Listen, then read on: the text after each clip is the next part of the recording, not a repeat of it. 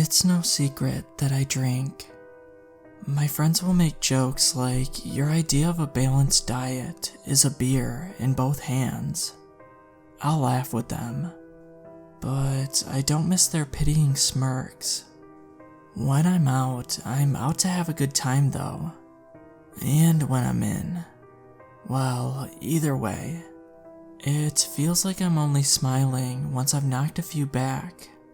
I have this weird habit when I'm drinking alone, where I like to watch myself get drunk in the mirror. I start off by seeing this drab, aging, overweight slob, and I'll make a game out of drinking until he looks happy. I'll grin and make faces, and watch myself laugh, and wonder why I can't be like this all the time. I can steal a few hours from reality until my girlfriend gets home from work, and we start to bicker. And then everything that didn't exist a moment before is suddenly there again. The second she walks in the door and sees that I've been drinking, the smile disappears from the mirror. Usually we'll have a discussion, although she's not the only one talking, so I tend to think of it as a lecture instead. Sometimes she'll give up and let it go, but then there's cases like the other night, where she works herself into some kind of frenzy. I guess I'd forgotten to pick her up. I knew it was my fault and I apologized, but it didn't matter. Nothing I said got through to her anymore. It was like she couldn't even hear me, and she just kept getting louder and louder, until all the words morphed into one long angry blast, not ceasing until the door slammed behind her. It was just me in the mirror after that, so I took another drink and watched it smile. A big sloppy smile too, as wide as I'd ever seen, stretching my face into a caricature of itself. It would have been heartwarming to see if I really had been smiling. I turned my head slowly from side to side, watching the mirror from my peripheral vision.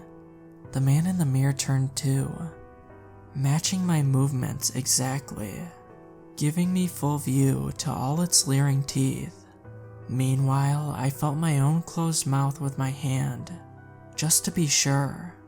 The mirror was smiling, but I wasn't. That unnerved the hell out of me. It was a wake-up call. I emptied the rest of my bottle down the sink and went to lie down for a while.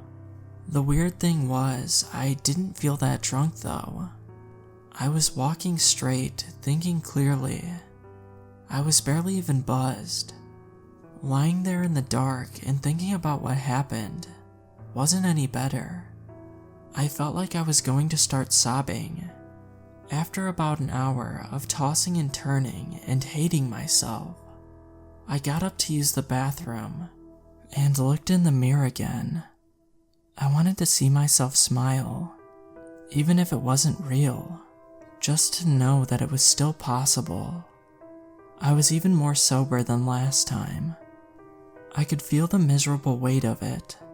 My reflection though, a coy dimple at first, but before my eyes it was stretching into a beaming grin. I felt my slack, loose face again with both hands, then reaching out to touch the smile in the mirror. My hand tensed into a rigid claw. I didn't even feel glass. I felt the warm, moist, tightly pulled lips, the stubble on its face, the curve of its chin, my hand slipping through the mirror as though it wasn't even there. I wasn't afraid exactly, more mesmerized by something so far beyond my understanding. Then my reflection turned to walk away. It felt like part of me was leaving with it. I watched myself exit the bathroom on the other side of the glass. Now the mirror showed an empty bathroom, my reflection gone. I touched the glass again and felt the cold, smooth surface. I was about to try and sleep whatever this was off. But then, I heard the door open. She's back. She changed her mind. Suddenly, the mirror didn't matter anymore. I raced through my apartment faster than a kid on Christmas morning, stumbling to a halt when I reached the living room. It was empty. The door was locked. No one had entered. But then, I heard a voice. "Look, I know I said I wasn't coming back, but..." Her voice was coming from behind me, sounding muffled, almost as if she was speaking underwater. I raced back to the bathroom, the mirror still empty of my reflection. I was beginning to think it was another hallucination when I heard, "I'm so sorry, I'm going to be a new man from now on. I promise." My own voice, coming from inside the mirror. It was muffled too, seemingly a long way off. But even if my reflection had left its bathroom and gone to its version of my living room, how could my girlfriend have entered that living room instead of my own? "You do look different somehow," she said. "I can't quite put my finger on it. Unless, of course, I had changed places with my reflection somehow. If he was in my living room and I was behind the mirror, did you do something with your hair? It's usually parted the other way," she added. "I'm just happy to see you, that's all," my voice said. "I guess you're not used to seeing me smile. Maybe you're right. It's a good change." I'd climbed onto the counter at this point, an inch from the glass, but still no reflection. I mapped the entire surface with my hands, then harder, pounding my fists against the mirror, watching the whole pane rattle against the wall.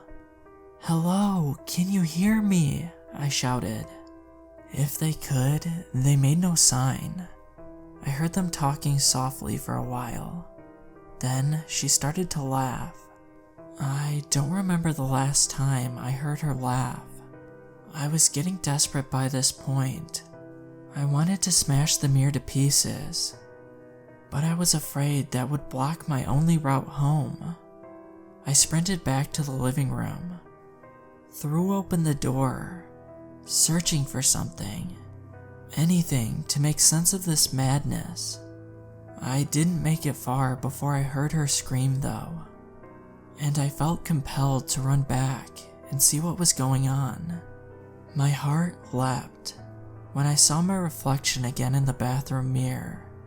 He was still smiling, even humming to himself while he washed his hands in the sink, washing the blood from his hands. I couldn't hold myself back anymore. I threw my whole body against the mirror. It exploded on impact, splinting shards of shrapnel showing 1,000 bloody hands, which rained around me.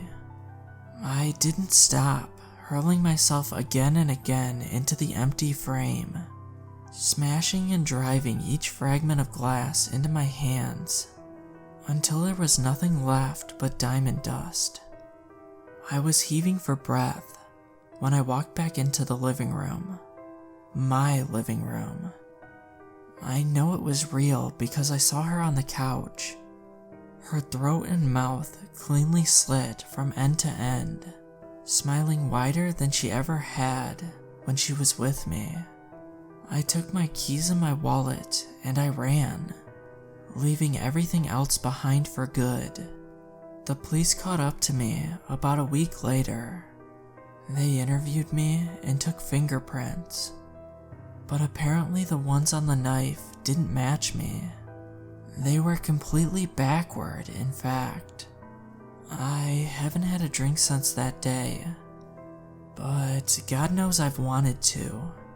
I guess I'm afraid to look in a mirror one day and see myself smile.